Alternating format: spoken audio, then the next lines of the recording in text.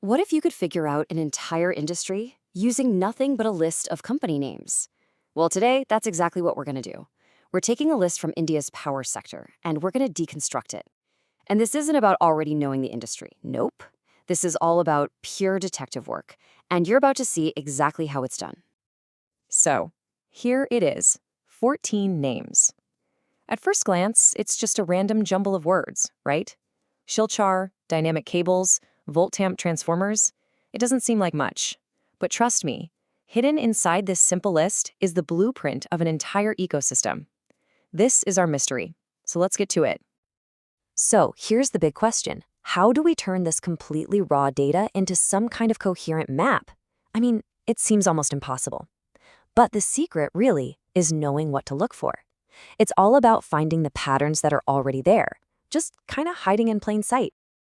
All right, our investigation officially begins. Let's see what clues are just baked right into the names on this list. Okay, so with any kind of investigation, where do you start? You start with the most obvious stuff, right? We're just going to scan these names for words that repeat or, describe a really specific function. What words just jump right out? Let's start with something really tangible, one of the most concrete parts of any power grid, the physical pathways. The actual wires and cables that carry electricity from point A to point B. Are there any companies here that clearly do that? And boom, right away we get a hit. Just look at this. Dynamic cables and Delton cables. The clue is right there in the name. It's a pretty safe bet these two are involved in making the literal wiring of the grid. That's our first piece of the puzzle. Okay, so we've got our first category. Let's call them the connectors.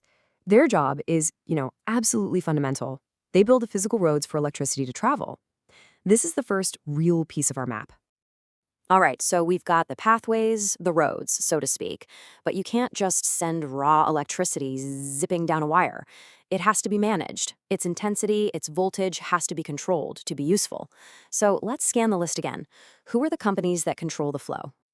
And just like that, another pattern just pops right out. Look, Yash High Voltage and Voltamp Transformers. Voltage, transformers. I mean, these are the technical terms for power regulation. These words are practically screaming at us. These companies are the gatekeepers. And that right there gives us our second category, the regulators. These are the specialists. They're the ones who take that raw power, use things like transformers to step it up or down, and make it safe and, actually usable for all of us. They control the flow. Okay, let's take a quick timeout and look at our investigation board.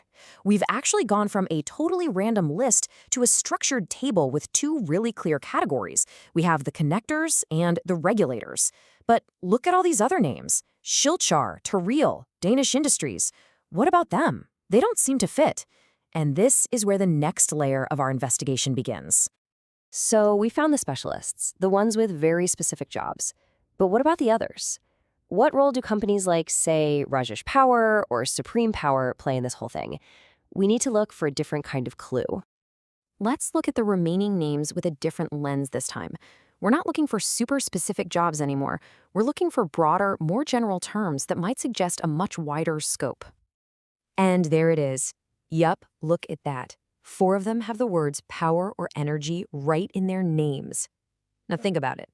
Unlike cables or voltage, these words are huge. They don't suggest one little job, they suggest a much bigger, more integrated role in the whole industry. So let's give them a name that fits that role, the system builders.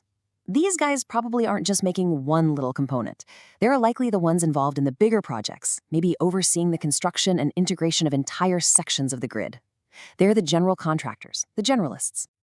All right, we have our 3 core categories, the connectors, the regulators, and now the system builders. It's time to assemble the full circuit and see how all these pieces fit together to create the whole picture. And here it is, the ecosystem laid bare. It's a clear 3-layer system. You've got the system builders at the top, overseeing the big picture. They rely on the regulators to manage the current, and the regulators, in turn, need the connectors to build the actual physical network. It all flows together. Now, yeah, we still have a few mystery companies left over, and they might be suppliers or specialized consultants, but the fundamental structure, it's all right here. 3 distinct categories, all uncovered just by looking for patterns in a simple list of names. Pretty cool, right? I mean, just look at how far we've come.